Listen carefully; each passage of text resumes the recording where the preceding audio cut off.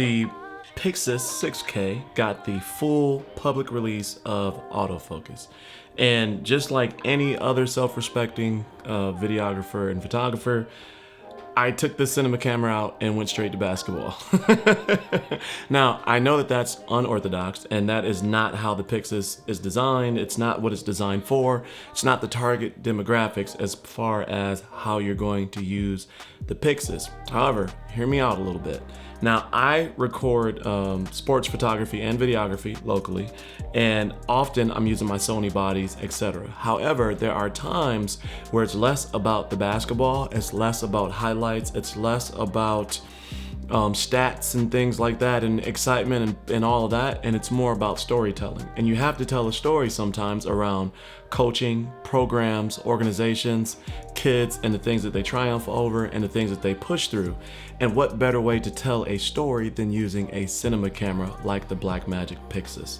And specifically, something like this that is such a low barrier of entry in regards to the cost compared to some of the other real box style cinema cameras that are out there. So with this is something that you can use for full frame 4K, 6K, as well as open gate for vertical content later. So you can film it in open gate and you can make vertical content for Instagram, TikTok, YouTube Shorts, etc. And then you can make horizontal for long form content.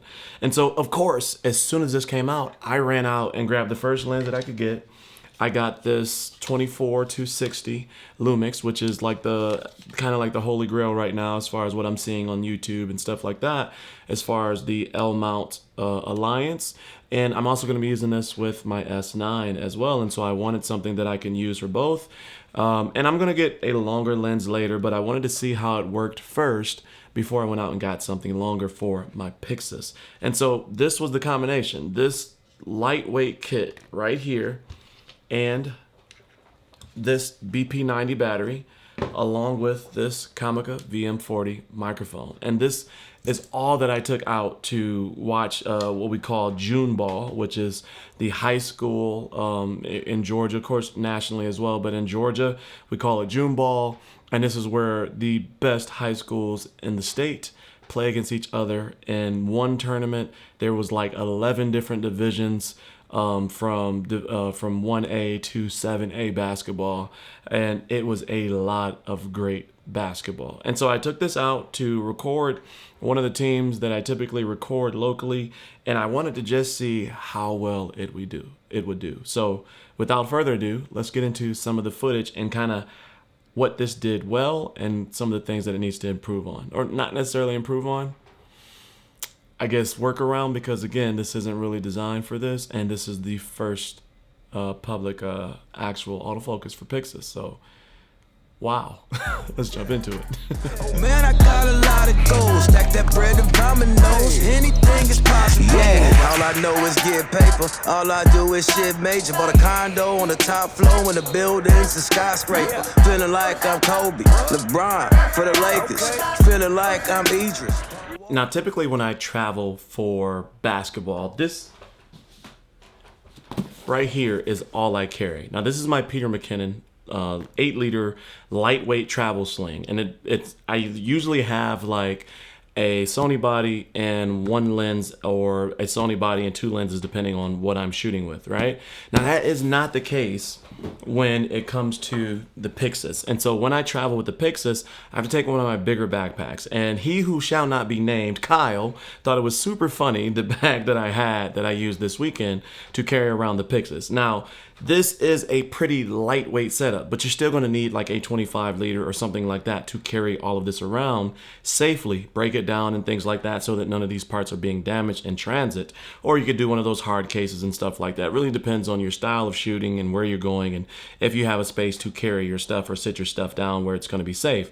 I don't in basketball, and so I have to always keep it on my persons. And so breaking this down is actually pretty easily into the parts that I showed you a second ago.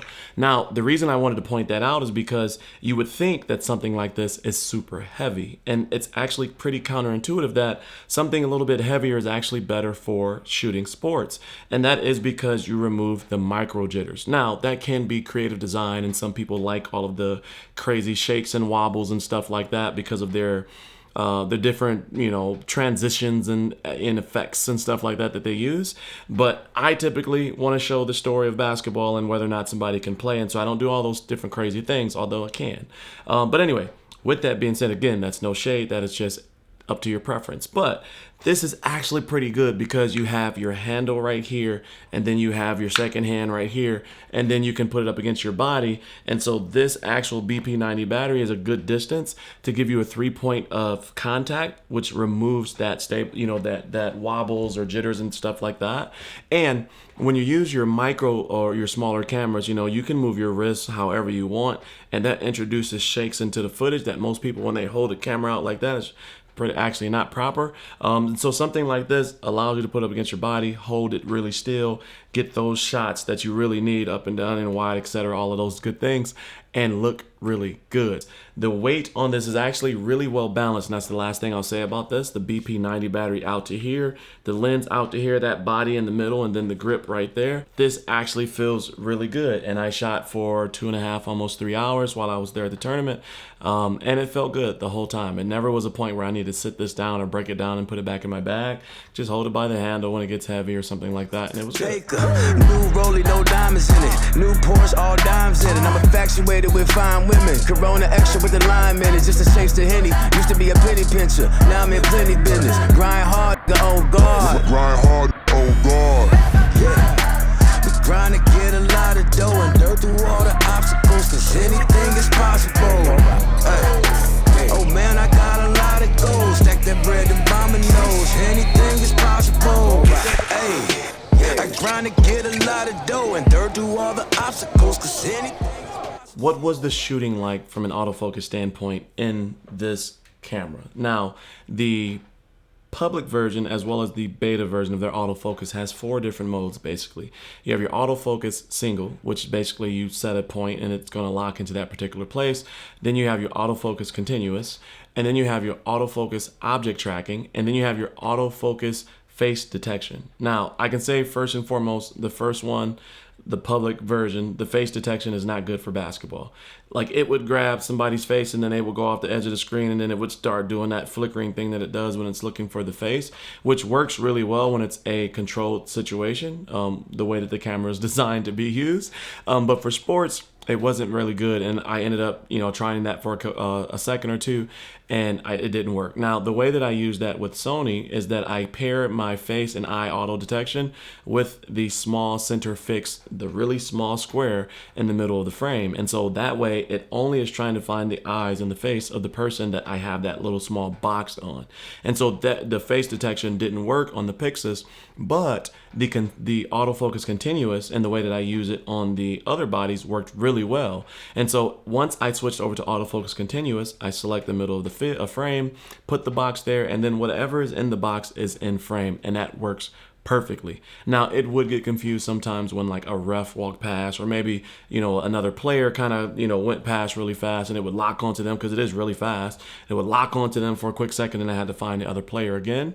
Or if it was like, recording the coach or something like that, and a player walks by, like sometimes like that, it would get confused. But overall, that actually worked really well. Now, the only caveat the only thing that I wish would be default on that is that the box was in the middle of the screen to begin with, because if you ever turn your PYXIS off, like timeouts or something like that to preserve battery, because I was using the BP90 and not my V mount, you have to set the box again, and you have to drag it to the size that you want and all of those particular things. And so I wish that would just it would just default. Like, I would love for that to default to the square in the middle of the frame every single time, as large as it can go, and then if you want to adjust it smaller, then that will be the case. The singular focus, it's not really good for sports in any camera, so it's not like a knock on the PYXIS. Like, you wouldn't normally use that unless there's a scenario where it's like a halftime or a timeout or pregame or something like that, and you're focusing on one fixed element, like the coach is in the middle of the huddle, they're not going to move, and you set that focus. But if they move, it's game over. So in that case, I would still use the autofocus continuous. So it worked actually pretty well for the first time out, and I'm going to try it some more and more opportunities to get a longer lens, like I said, but it actually was pretty good. You let me know your thoughts on the footage that you've seen so far and what you think. So would I suggest the PYXIS for sports? And the answer is actually yes. And the reason is it's something I haven't even talked about yet. It's the pre-capture. There's up to 10 minutes of pre-capture on the PYXIS 6K. So imagine a kid doing a super sweet move, getting through the lane, 2-foot finish, step through and dunking, and you miss it because you're not ready to hit the record button. Well, pre-capture works if you have that pointed at that actual action and you followed it. Even if you didn't hit the record button on time, you can recover that later. I did actually miss something like that, and I didn't have the pre-capture enabled because of the firmware update, but that's something that can happen with the PYXIS is the pre-capture, and you can recover all of that later. So you can tell a really cool story with this, and the autofocus works well enough that you can do simple captures and stuff like that. Now, if you really want to get like a crazy transition filled edit and stuff like that, you still may need something like the FX3 or something, the S1R II or something like that, if it doesn't overheat. Something like that. I'm joking, but something like that, so that you can get that really good autofocus. I think that this performed really well in the way that I wanted to tell a story that day of June Ball, right? And so I don't know, you let me know your thoughts in the comment section below. And if you want to see more stuff like this in the future, hit that subscribe button, join the Cosey Coalition. I got some more stuff coming up on the Nikon ZR, the Lumix S9, some of the new Sony bodies, etc. Even maybe a large format camera. So I don't know. You let me know your thoughts in the comment section below on what you thought about today's video. And thank you for spending some time with me. And as always, stay cozy in that crazy world, and I'll see you in the next video. Peace.